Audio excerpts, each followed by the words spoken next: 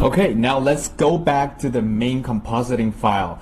After we have replaced the screen content with the animated texture, I have rendered a pre-comp of the screen content so we don't have to read all the 3D system every time. You can just render this new screen content out as a TIFF or anything has alpha channel. So after that, what we left before is we have reassembled the GI layer, the lighting, and the specular layer. So next step, we're gonna be putting in the reflection layer. So if we look at the reflection layer, you will find that most reflection happens around the character's face and shoulder pad, and there's a little bit over the glass. So after we use the same merge node and the plus operation to put the reflection back on. After that, the next thing we need, you will find that we need the little part of the pillar structure behind the glass and outside the whole cockpit. But because we're gonna add the rain effect on top of the windshield, so what we're gonna do is we're gonna keep the interior content the same and add the rain effect, and then we're gonna add the pillar behind the rain effect. This might sound a bit confusing, but I guess an easy way to understand the layering order is just to imagine how the real world works. So we have the interior, and then we have the rain, and we have the outside. But before we talk about that refraction pillar, and we're gonna be putting the background and the rain effect first. In terms of the background in this shot, I used a HDRI texture and put this texture on a sphere and use the actual shot camera to render out the cloudy background. And this is the original HDRI has the half the HDRI is the sky and the other half is the ground. So I just sort of duplicated and mirrored vertically, so I got the full sky. And then I just piped this whole HDRI texture onto a sphere. So you see we got a sort of a sky box. We got a sky box you can see in the new 3D system. And the next step, the same thing as we talked in the previous lesson, we're gonna have to use a scanline render and connect to our shot camera. And in this shot camera, we can actually read the Olympic camera we exported from the animation file. And here's a note that I'm reading the Olympic camera and pipe into the skyline render and connect the scanline render object node, object pipe into the sphere that holds the texture.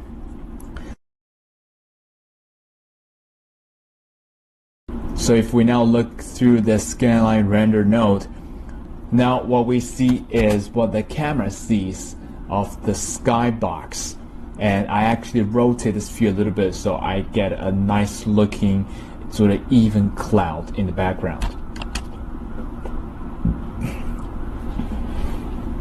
And here you can actually rotate more just to make it work for your shot. Here, see, I actually rotate the horizon line a little bit.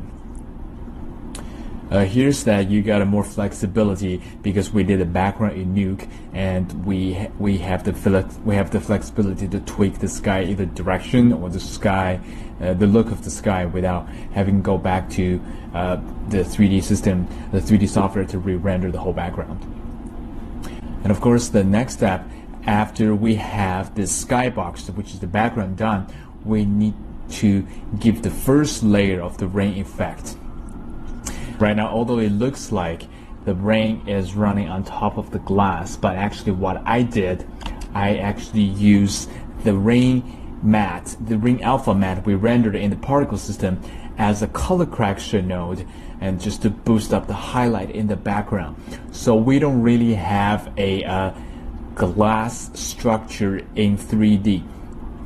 So what I did is just color corrected the background where the rain is running through, and to make that brighter, to make it look like the rain. So it's a very cheap way to make the rain effect. The first layer is the one particle layer I used, and I also demonstrated how to do it in the lighting section. And on top of that, I add another stock footage, essentially just a water dripping down on top of the glass, and it's a black and white, so I can use it as a matte. And actually you can, if you cannot find this kind of element, you can use a Nuke plugin from Nukepedia called Rainmaker.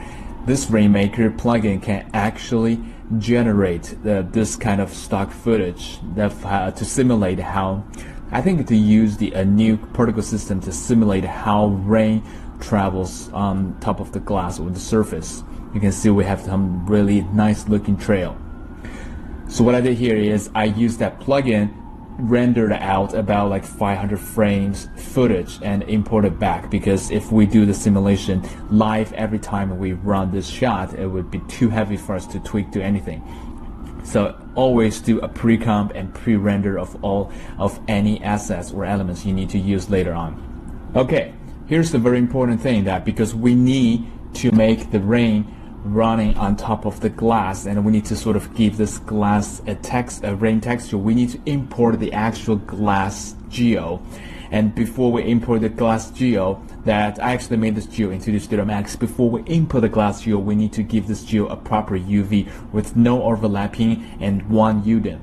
The first thing I did is because if you remember, the rain element is actually running from top to the bottom as the gravity is affecting it. The first thing I did, I just mirrored the rain running direction, so we get the rain running from the bottom to the top. And then I use the tile just to duplicate the texture a couple more times. I think in U, I think I just duplicated 5 times in U, and which means in X, so we get a higher resolution texture. And the same thing, after we prepared this geo with the texture, we use another scanline render from our shot camera. The same camera we render on the background. Here's what you see from the scanline render. We can see we have a little, we have some nice rain texture, moving texture running on top of the rain geo. Here we can actually see a little UV sink there, but it shouldn't be a big deal.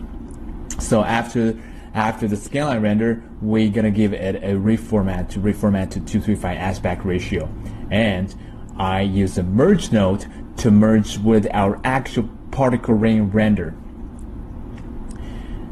This is just to recycle everything we have, just to make more variation in the rain alpha matte. This is everything we do now is just alpha matte for now. Then we can use a erode or dilate node to expand this white pixels, or to shrink them to make it more interesting, because right off the bat when we render out either from the plugin or for the particle system, they have like a perfect spherical trail. Now we use this erode or dilate node, we can get some really interesting shape out of this alpha matte. So after dilate, we get some really interesting random shape of the rain trail. Just to make it look more like water. And this is only one of the I think three or four layers of the rain I used. And this layer is more for the this layer is more for the front windshield. So after the dilate, and then use another color correction node just to boost up the gain a little bit. Then I use another merge node to put together with the rain mask before we do the dilate, just to give another base to make it more complicated. Again, here is just how I'm trying to recycle every element that I got. So after that, after we prepare the alpha channel, we just pipe it in right into the Rainmaker. So if you install the Rainmaker, and this node comes in with 2 pipes. One is the drops, which is the shape or where you want the rain to be, and the background is the pixels you want to distort. So in this case, our background, of course, is the cloudy sky, and the drops is the rain shape. And the rain shape is what we just talked about. We put together 3 layers of different elements, and we use the dilate to get some interesting shape to make it as alpha drop channel basically. And this Rainmaker has a lot of parameters to tweak. You can actually choose how much blur you want the background to be when the rain when the rain comes over, or how much distortion you want. You can actually boost up the highlight or give it a little like 3D, fake 3D look. So that is the very first layer of the rain, and this is what you see in the final one. You can see how the rain travels and leaves a very subtle trail. Of course, we need more layers of the rain just to make the whole look more developed. And those extra layers, something like we need to give it like a sparkling rain kind of thing. It doesn't necessarily have to moving. It's just like a little water splash. And after the first layer of the rain, I found that I don't really feel that there's a glass there. So what I did there is I used a grungy texture to put it into the glass geo to render out a sort of like a dirt layer of the glass, so we can feel there's something between the interior and the background. So you see some texture like this. It's random texture, doesn't have to be anything specific. So use the same thing. We use the same 3D system, pipe the texture into the glass geo, rendered out, use a scanline rendered out from the camera. So that whole module with the backdrop is only for rendering out a dirty glass texture. After we have the dirty glass texture, we're gonna put it on top of the background with the rain.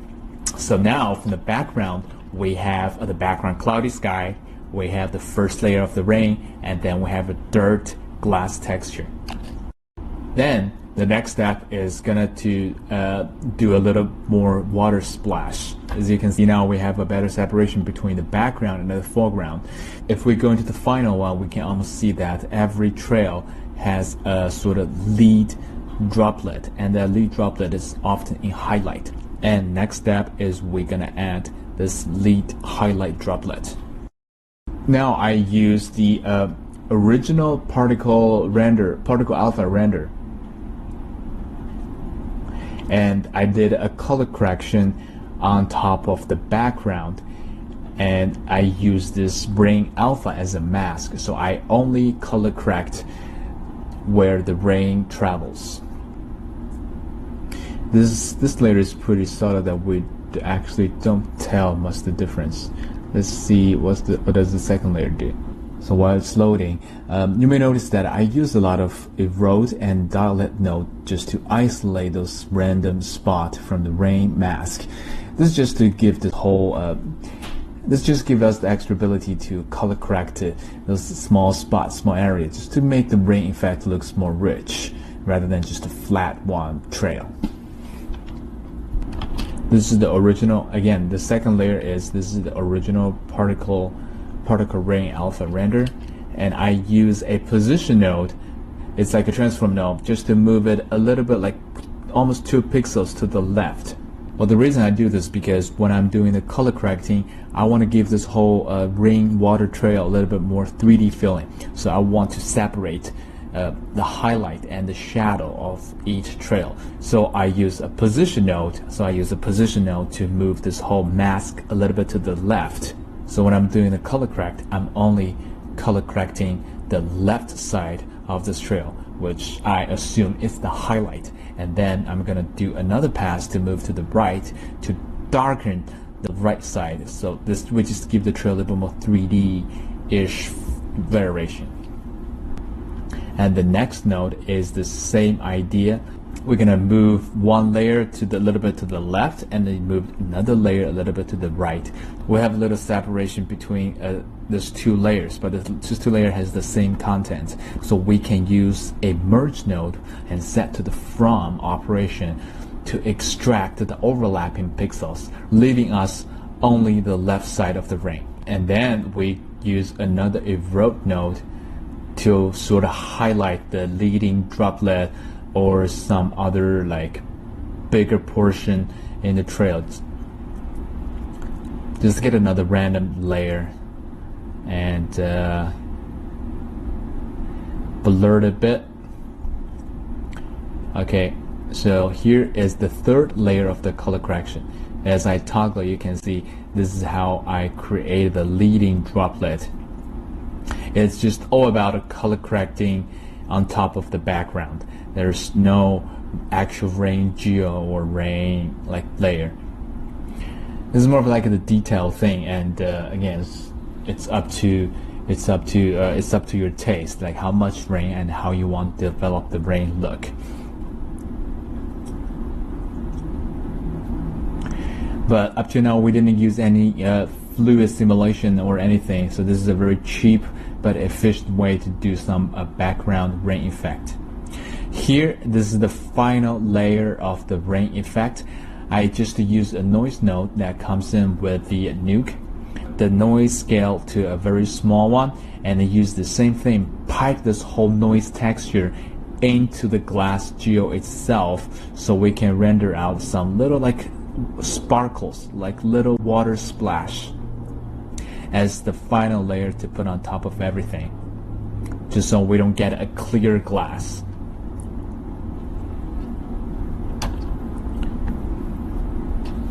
Okay, so that's pretty much all the layers that I use for the background rain. But as I mentioned before, this whole rainy background and the whole glass situation is supposed to go behind the interior content. But remember, we still have a little pillar outside this whole cockpit that needs to be behind the glass but in front of the background. But we actually did the rain effect by color correcting the background, so we don't really have an independent separate rain layer.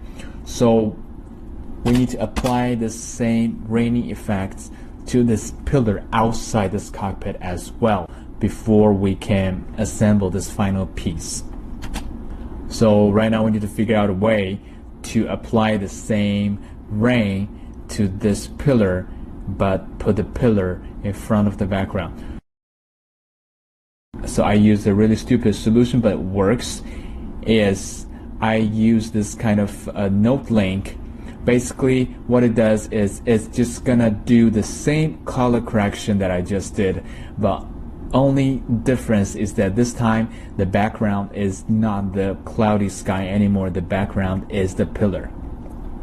So again, I use four same color correction node and linked with the original one, and so it does the same color correction, brightening up the hot spot and everything, but only to the refraction content.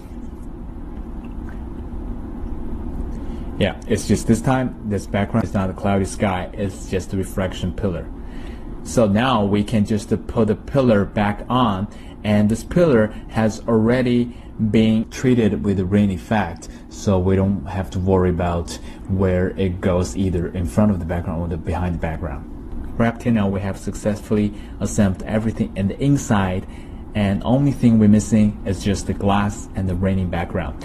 We just need to use another merge node, and before we merge the background, before we can actually merge the background, remember we need to put the actual alpha back in, since we removed alpha in every channel. So we just need to use the copy node to move the alpha back into our mainstream compositing, and use the merge node to put the base as the background, the rain, and put everything we just assembled on top of the background.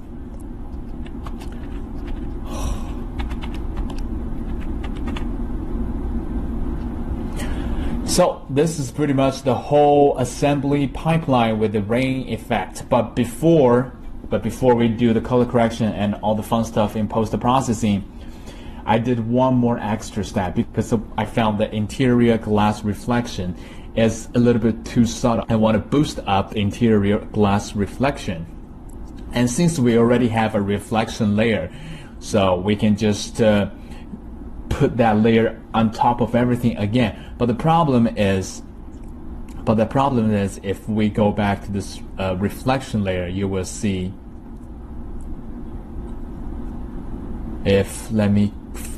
so this is the reflection layer that comes in from the render. But one problem is that we have the glass reflection, but we also have the reflection on our main character, but I only want to enhance the glass reflection. I do not want to enhance the main character reflection anymore. So what I did is, remember how we used the fill matte in the previous class to use the geometry to occlude the content that we don't want, and instead of doing the rotor, we just use the fill matte to render out a sort of independent geometry layer and just extract the pixels that we don't want. So here I did the same thing, except this time I render out a alpha channel for our main character, and I use that alpha channel to extract the content that I didn't want from the main reflection channel. So right now what's left is only the reflection from the glass.